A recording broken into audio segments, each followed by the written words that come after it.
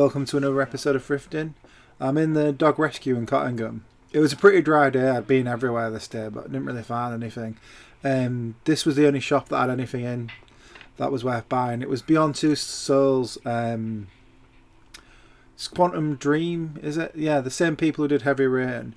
I've had it before. I've had it a few times. I've never finished it though, so I thought, £3, why not? It was a dry day.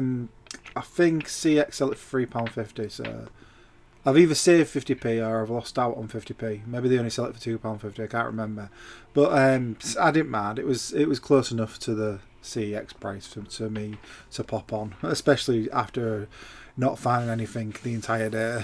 I was like, yeah, I'll buy this. It's like a half decent PS3 game. I'll be alright with that.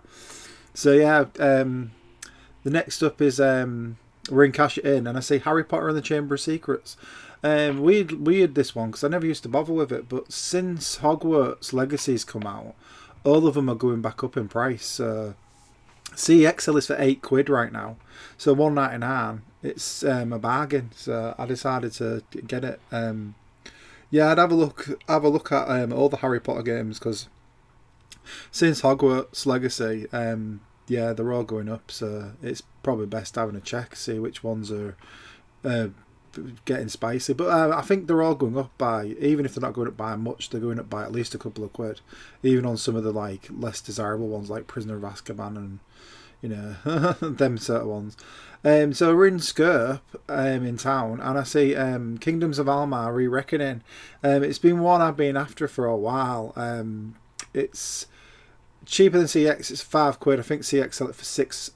So it's not much cheaper, but it's still cheaper, and it's something I actually wanted. So, and that Journey to Savage the Planet, that was overpriced at £10.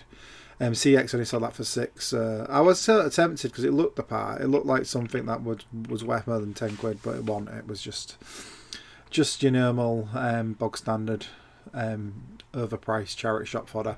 But yeah, Kingdoms of Alma was decent. We're in CEX now, and I see Dino Crisis 3, and obviously I'm on a bit of a Capcom survival horror, Resident Evil adjacent kind of mood. So I thought, yeah, I'll get it. I know it's the black sheep of the franchise because it's dinosaurs in space, but I had a bit of run-off credit because I'd traded in I got £99 worth of credit because I wanted Resident Evil N64 back, so I'm going to use the credit note on the website, but I had like a bit of run-off, so I decided to get that. We're in Red Cross now, and I see Barry White can't get enough. I mean, no brainer. They're only £1.50 in here. All the records are just £1.50. So I mean, who don't like Barry White? You know what I mean? I was like, I'll get me some Barry White. The other one was Chris Rea, Road to Hell. Again, for £1.50, you can't really not buy it, can you? If it's somewhat recognisable, something like you think is all right. And again, with 10cc, I mean, I know a few 10cc songs. I'm not really massive on them, but because they're only £1.50, it elevates it somewhat, doesn't it? It's like I recognise the band, I think they're all right, and it's only £1.50 a pop, which is good for vinyl. Most places like £5's good for vinyl, so £1.50 is like absolute steal, and they're all in tidy nick as well. So yeah, I decided to get all of them. So we're in the Emma's charity shop at the end of Newland. Damn son, that is gross. It was the Samurai Warriors one. It was covered in filth, and it was a quid dearer than CX. So I decided not to bother with that one, but I did decide to get Onimusha and Queen Singstar. Queen Singstar for £1 was a bargain because CX sell that for £3.50, and Onimusha was 50p dearer than CX. But yeah, I just wanted it, so I just decided to get it. I mean, it goes to charity, doesn't it? So I don't mind. But yeah, another Resident Evil adjacent game, another pre-rendered backgrounds, tank controls, that sort of thing. We're in Oxfam now, and I see Luther Vandross, Give Me the Reason, which has a song off the soundtrack to Ruthless People. I just read that on the back. I don't even know what song it is. I can't remember.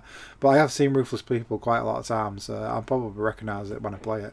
But I mean, bit of Van Dross for a fiver. I mean, that's what I mean. £5's okay for that in here.